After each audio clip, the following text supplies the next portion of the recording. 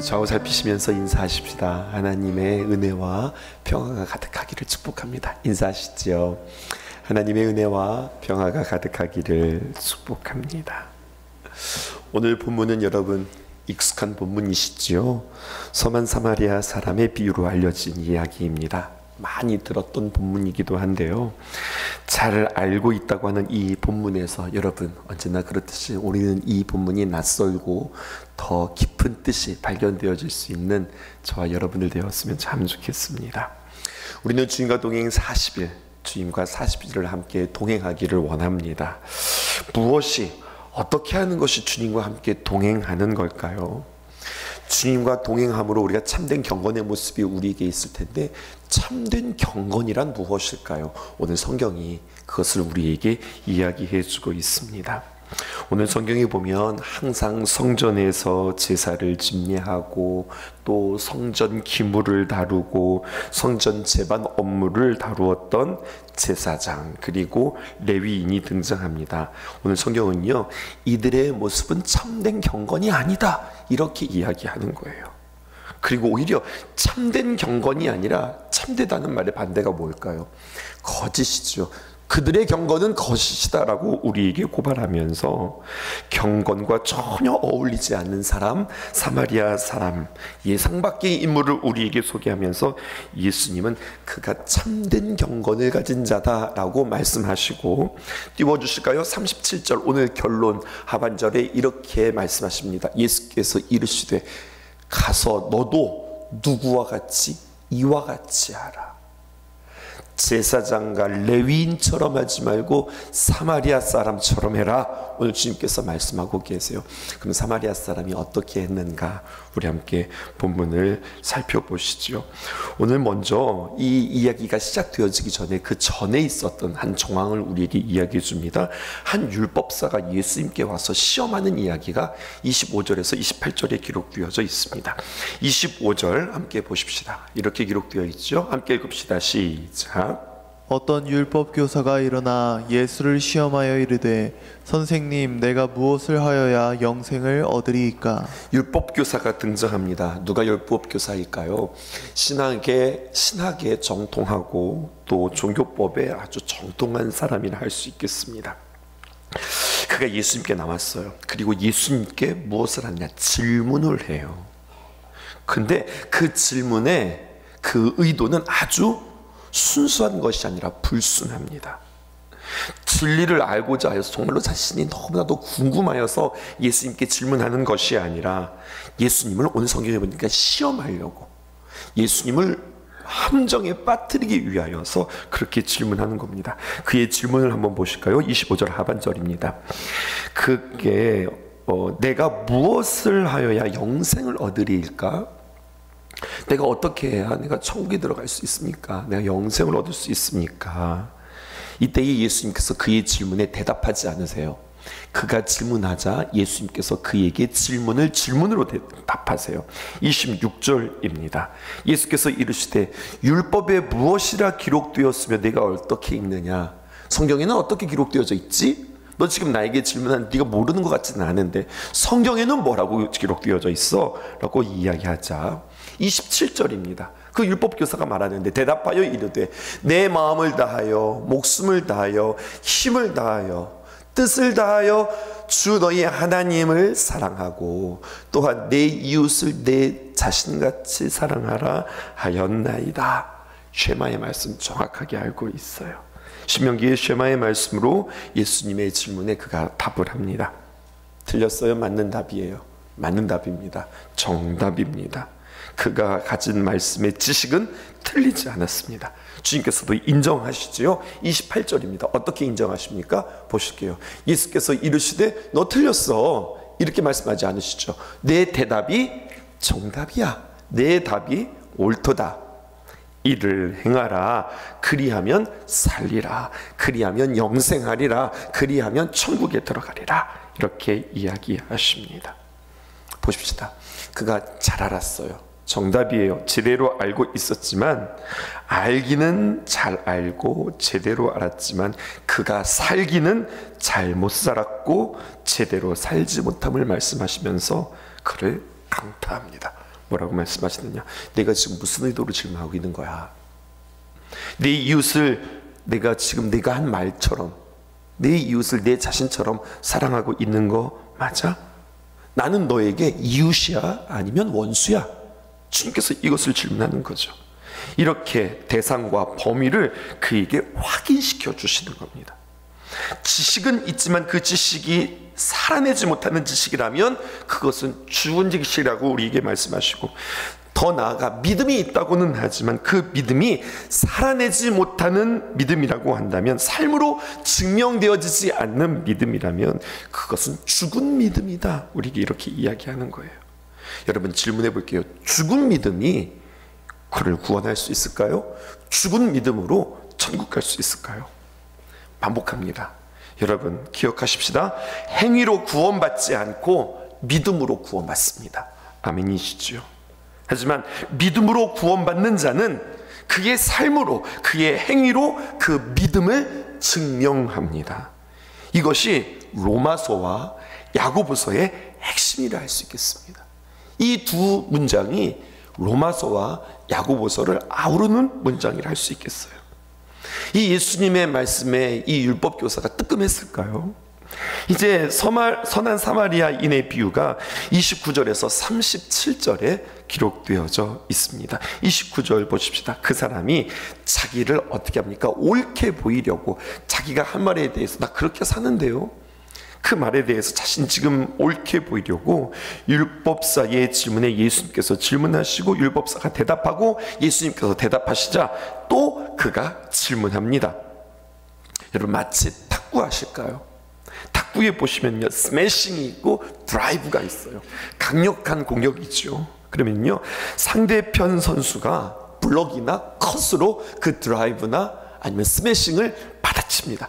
지금 뜨거운 공이 왔다 갔다 하는 것처럼 예수님과 율법교사 사이에 질문하고 또 질문하고 또 답하고 또 질문하고, 이런 식으로 치열한 지금 질문과 답이 오가고 있는 상황입니다.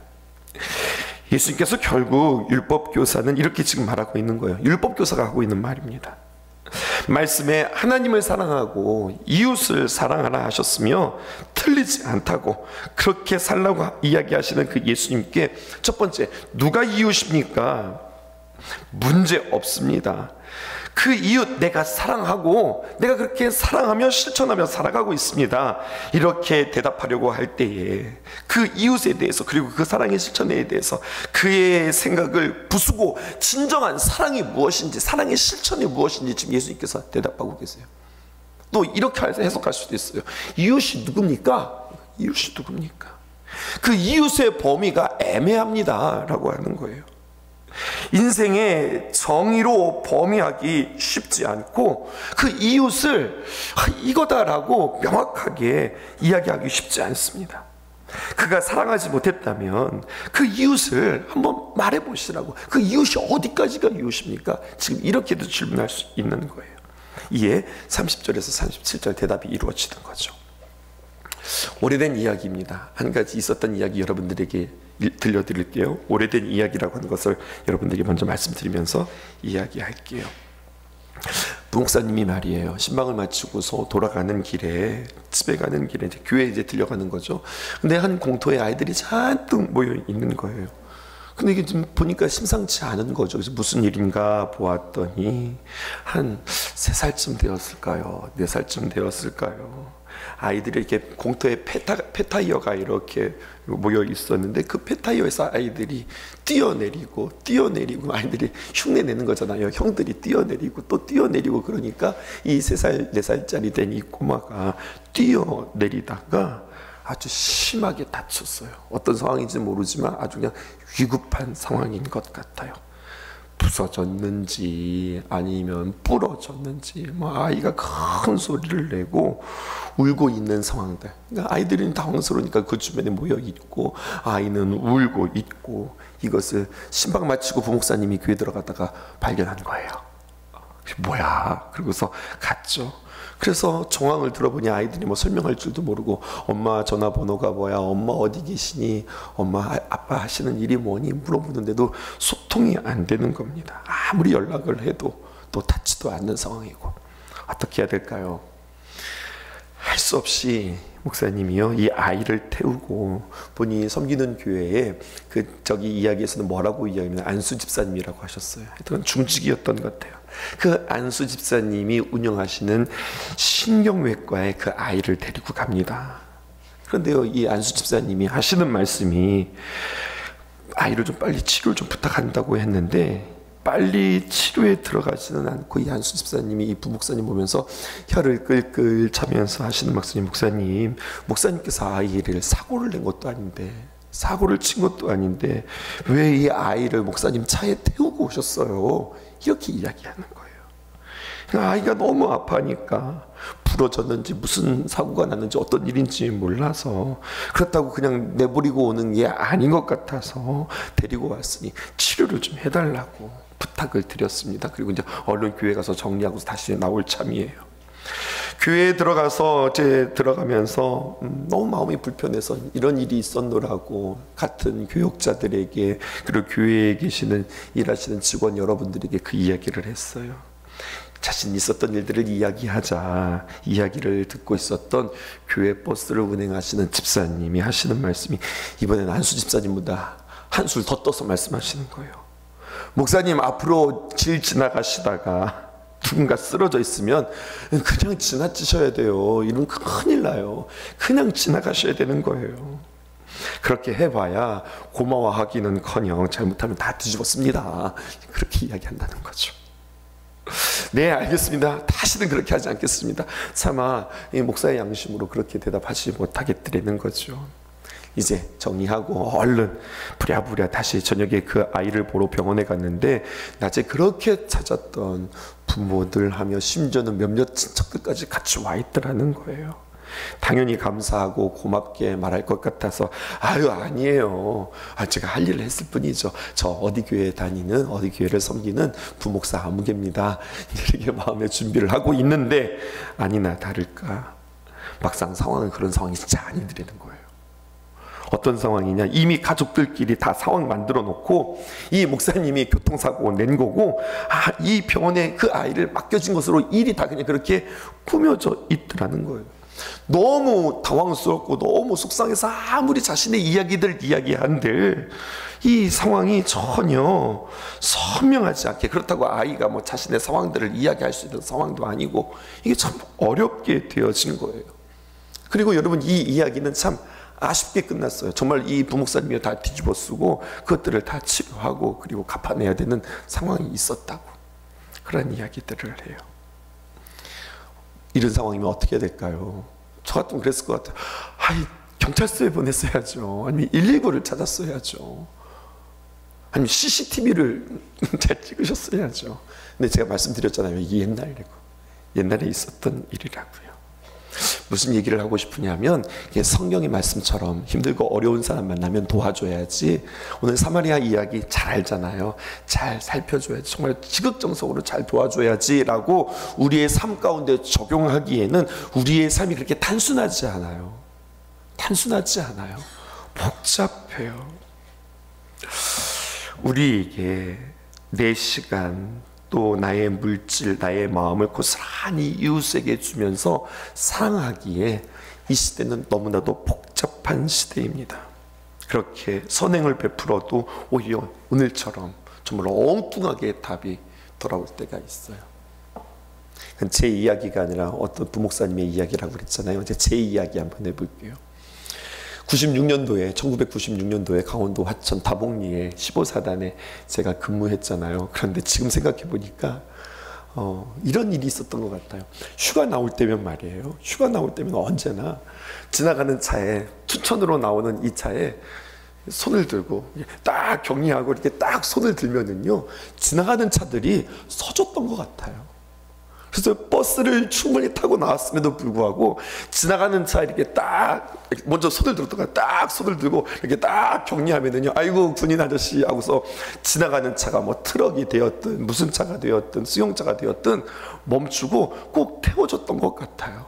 그래서 화천까지 잘 나왔던 것 같아요. 저에게만 이런 경험이 있으실까요? 여러분들에는 그런 경험이 있으세요? 근데 생각해 봤어요. 요즘 우리 군인 아저씨들이 지나가는 차에 내가 나가겠다고 이게 딱 손드는 우리 군인 아저씨들이 있을까? 우리 국군 장병들이 있을까? 또 그런 생각도 해보는 거죠. 그렇게 손을 든다 한들 차들이 지나가면서 딱 쳐서 아이고 얼른 타세요. 어디까지 가세요? 제가 태워드릴게요. 요즘에 그런 세상일까? 손드는 사람도 없으며 손든다 한들 태워주는 그러한 차들도 없지 않겠어요? 요즘에 그런 세상이에요. 오늘 본문으로 돌아볼까요? 오늘 율법사의 이야기가 그런 것 같습니다. 누가 우리의 이웃인가? 피아를 구별하기 어려운 복잡한 세상에 살고 있다고 오늘 이 율법교사가 이야기하면서 사실 그 예수님 이 복잡한 이야기를 질문할 수도 있겠다. 오늘 말씀을 묵상하면서 그렇게 이야기하는 거예요.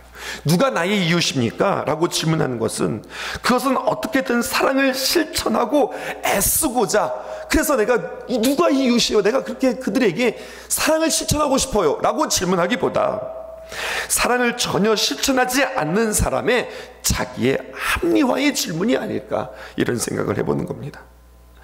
질문도 또 질문하는 사람의 내면이 어떤 것인가에 따라서 그 경중이 달라지는 거예요. 오늘 율법사의 질문은 자기 합리화의 질문은 아닐까 생각해 본 겁니다. 이 문장을 여러분의 마음속에 한번 생각해 보시죠. 사람은 합리적인 존재가 아닙니다. 사람은 자기 합리화를 하는 존재입니다. 이게 우리입니다. 사람은 합리적이지 않아요. 사람은 합리적이지 않습니다. 오히려 사람은 자기 합리화하는 일에 빠른 사람입니다. 오늘 30절에서 32절 보십시다. 이렇게 기록되어져 있어요. 예수께서 대답하여 이르시되 어떤 사람이 예루살렘에서 여리고로 내려가다가 강도를 만났는데 강도들이 그 옷을 벗기고 때려 거의 죽은 것을 버리고 갔더라. 31절 마침 한 제사장이 그 길로 내려가다가 그를 보고 피하여 지나가고 32절 함께 읽읍시다. 시작. 그와 같이 한 레위인도 그곳에 이르러 그를 보고 피하여 지나가되. 오늘 이 말씀을 조금 다르게 해석해 보려고 합니다. 레위인은 이런 사람이었다. 또 제사장은 이런 사람이었다. 강도를 만난 이 강도를 만난 이 사람은 이런 정황이었다. 뭐 이런 것들을 해석하는 게 아니라 여러분 한번 이렇게 생각해 보세요. 만약에요, 이 사람이 지금 예루살렘에서 여리고로 가는 그 도중에 이 변봉을 당했는데 이렇게 한번 생각해 보세요. 만약에 그가 도중에 그러니까 길 위에서 이 일을 만나지 않고 예루살렘 한복판에서 만났다면 제사장과 레위인이 이렇게 했을까? 또 여러분 강도 만나는 자리는 사람들이 많은 곳이에요? 없는 곳이에요? 사람들이 없는 곳이죠. 그럼 이렇게도 질문해보고 싶은 거예요. 사람들이 많이 보는 앞에서 이런 봉변을 당했을 때 제사장과 레위인이 그냥 지나갔을까? 그리고 저를 생각해 보았어요. 우리 성도들이 다 보는 앞에서 우리 성도들이 지금 다 보고 있어. 근데 앞에서 지금 어떤 현장에 어떤 사고가 일어났어요. 어떤 어려움이 일어났어요. 그때 나는 어떻게 행동할까? 또 우리 교회 안에서 일어난 일이에요. 그렇다면 제사장, 이거 목사 이야기 아니에요? 목사가 그 상황에서 어떻게 했을까? 보는 사람이 아무도 없어요. 우리 성도들 하나도 없어요. 아는 사람도 하나도 없어. 근데 이런 일들이 일어났어요. 그때 나는 어떻게 했을까? 우리 가까이 내 지역 바운더리에서 일어난 일이 아니라 저기 먼데 어디 가서 이런 일이 일어났을 때 나는 어떻게 했을까? 우리의 선행이, 우리의 착함의 기준이 장소에 따라서, 보는 사람들에 따라서, 시선에 따라서 달라질 수도 있겠다. 달라질 수도 있겠다. 하나님의 시선을 의식하는 것이 아니라 사람들의 시선을 의식하면서 우리는 그렇게 살 수도 있겠다라고 생각해 보았어요. 오늘 말씀의 결론이 이렇게 납니다. 33절 보실까요? 이렇게 기록되어 있습니다. 어떤 사마리아 사람은 여행하는 중에 거기에 이르러 그를 보고 불쌍히 여겼다. 우리는요, 불쌍히 여긴 것에 중심이 있지 않아요. 34절과 35절 볼까요? 그가 가까이 가서 기름과 포도주를 그 상처에 붓고 싸매고 자기 짐승에게 태워 주막으로 데리고 가서 돌보아 주었다. 또 35절 보실까요? 그 이튿날 그 주막 주인에게 데나리온 2를 내어주며 이르되 이 사람을 돌보아 주라. 비용이 더 들면 내가 돌아올 때 갚으리라 하였다. 이 사람이 무슨 일들을 했는지, 어떻게 도와줬는지, 어떻게 그를 사랑했는지 그의 행동에 우리가 쭉 살펴보면서 우리도 이렇게 해야 되나 생각하기 쉬워요. 그런데 핵심은 34절과 35절에 그의 행동에 있는 것이 아니라 사실은 33절에서 찾으셔야 돼요. 다시 한번 33절 다시 띄워주실까요? 이렇게 기록되어 있습니다. 어떤 사마리아 사람은 여행하는 중에 거기에 이르러 그를 보고 행동이 있기 전에 뭐가 있었어요? 불쌍히 여겼다. 불쌍히 여기는 마음이 있어요. 이 불쌍히 여기다라고 하는 말이 긍휼이라고 하는 말이었고요. 저는 이 강단에서 이 긍휼을 참 많이 여러분들에게 원어와 함께 말씀드렸던 것 같아요. 그 유명한 스프랑크리조마이입니다. 무엇이냐? 내 단장이 끊어지는 아픔, 내 창자가 뒤틀리는 아픔이 이 사마리아 사람에게 그를 보자 생겼다는 거예요. 이게 얼마나 놀라운 고통이에요. 얼마나 놀라운 능력의 고통이에요. 보고 차마 지나갈 수 없는, 내 속이 타들어가고 내 단장이 끊기고 내 속이 막 다 꼬이는 그러한 아픔이, 그 스프랑크리조마이 불쌍히 여기는 마음이 그에게 있었어요. 그 마음이 있으면 그 다음 그에게 뭐를 주든지, 어떻게 치료하든지, 어떻게 가든지, 뭘 함께 하든지 이것은 그냥 되는 거예요. 중요한 것은 무엇을 행동했느냐가 중요한 것이 아니라 내 마음에 어떤 마음이 들었느냐, 그 현장 가운데서, 그 시선 가운데서 내 속에 어떤 생각, 어떤 마음들로 꽉 찼는가. 오늘 성경이 이것을 우리에게 이야기하고 있습니다. 그리고 이 마음이 능력이라고 이야기하는 거죠. 그리고 오늘 말씀의 결론이 이렇게 납니다. 36절 보실까요? 내 생각에는, 율법교사에게 질문하는 거예요. 이 세 사람이 있었어. 제사장이 있었고 레위인이 있었고 사마리아 사람이 있었는데 누가 강도 만난 사람의 이웃이 되겠느냐? 누가 이웃이겠느냐? 이때 그가 정답을 말합니다. 37절 보실까요? 이렇게 이야기합니다. 이르되 자비를 베푼 자입니다.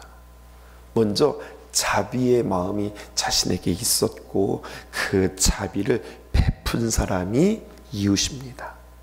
맞아. 예수께서 이르시되 가서 너도 이와 같이 해라. 할 수 있겠어? 안 돼? 그럼 왜 안 될 거야? 그 마음이 없는 거야. 자비의 마음이 없는 거야. 긍휼의 마음이 없는 거야. 성경은 우리에게 이야기해요. 우리는 자꾸만 합리적인 사람이 아니라 우리 자신을 합리화하는 존재라고 하는 사실을 이 시간 주님 앞에 다시 한번 기도하면서, 하나님 내 안에 내가 이렇게 하게 해주세요 라고 기도하기보다, 하나님 내 안에 그 주님을, 그 사랑의 귀한 마음이 내 안에 담겨져서 불쌍히 여기는 마음, 자비로운 마음, 이 마음을 하나님께서 우리에게 부어주셔야 되겠습니다. 기도하는 이 귀한 아침 되어지기를 주님의 이름으로 축복합니다.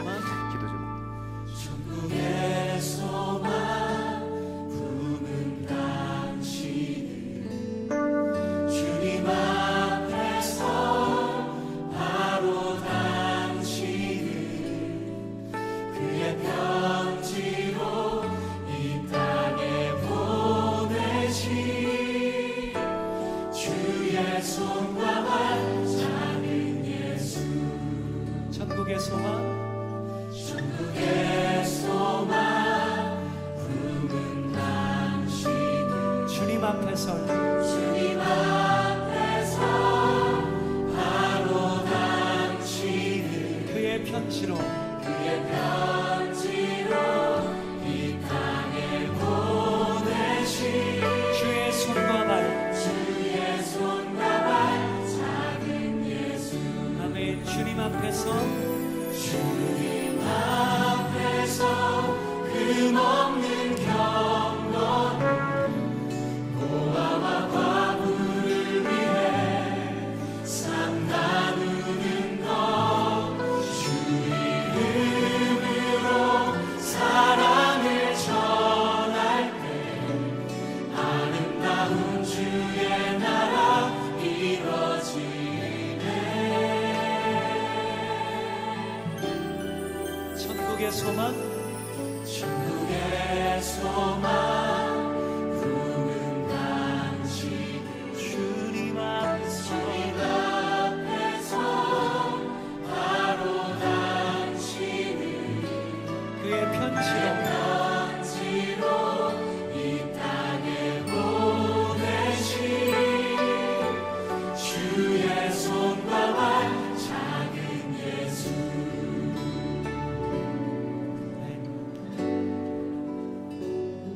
여러분 주님 사랑하시죠? 그러니까 앞에 드린 찬양에서 주님 정말 평생 주님 한 분 더 깊이 사랑하겠다고 그렇게 고백했는데, 여러분 주님 향한 사랑은 반드시 예외가 없습니다. 이웃, 형제, 자매를 위한 사랑으로 이어져야 합니다. 팀 휴즈라는 분이 그런 얘기를 하셨는데, 우리가 드린 예배가 이렇게 우리끼리 좋아하고 끝나고 우리의 관심을 거리에 소외된 가난한 이들에게로 향하게 하지 못한다면 우리 예배는 심각하게 잘못된 예배다. 저는 전적으로 그 말에 동의합니다. 왜냐하면 성경 곳곳에서 주님의 관심이 특별히 고아와 과부들, 어떤 사람입니까? 정말 우리가 도와줘 봤자 나한테 돌아올 가능성이 별로 없는, 그렇죠? 차라리 좀 그래도 잠깐 어려운 사람들이면 내가 요번에 한 번 도면 나중에 나한테 좀 돌아오겠지 생각할 수 있는데 그럴 가능성이 거의 없습니다. 그렇죠? 여러분 그 야고보서 말씀 좀 우리가 같이 나눴으면 좋겠는데 한번 같이 읽겠습니다. 시작. 하나님 아버지께서 보시기에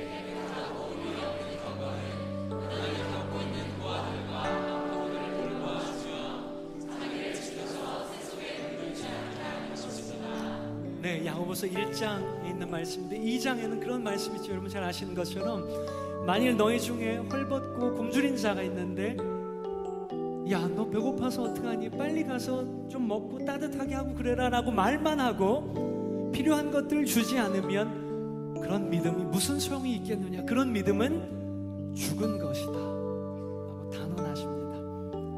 말로만 하는 믿음은 죽은 것이라는 것입니다.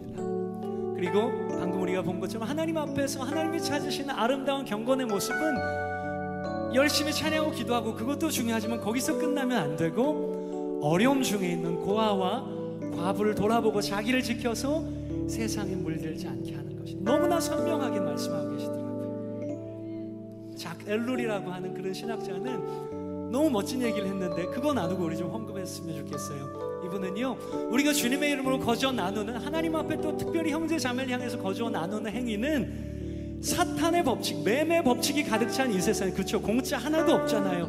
내가 받으면 꼭 돌려줘야 되잖아요. 심지어는 결혼하는 남녀 그 관계에서도 계산하고 따지고 그러잖아요. 매매 법칙이 가득한, 사탄의 법칙으로 가득한 이 세상에 하나님의 법칙, 뭡니까? 은혜 법칙입니다. 거저 주는 주님의 법칙을 관통시켜서 사탄의 법칙을 깨뜨려버리는 멋진 찬양의 행위다. 할렐루야, 할렐루야, 할렐루야. 아멘.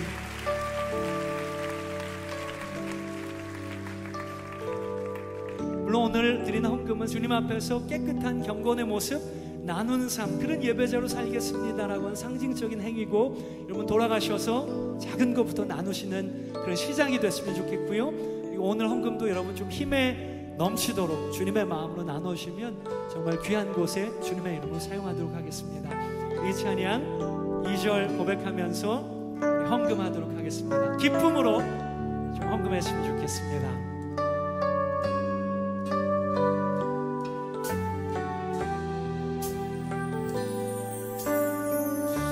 우리의 손은 예수님의 손, 우리의 얼굴 바로 주님 얼굴, 우리의 소유 모두 주님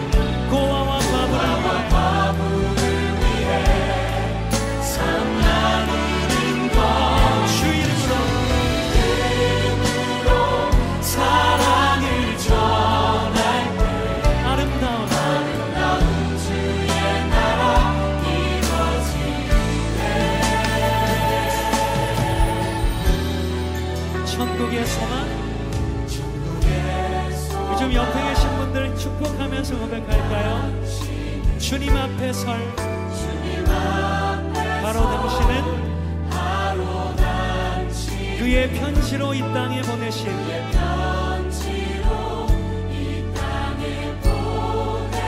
주의 손과 발 주의 손과 발 주의 손과 발 주의 손과 발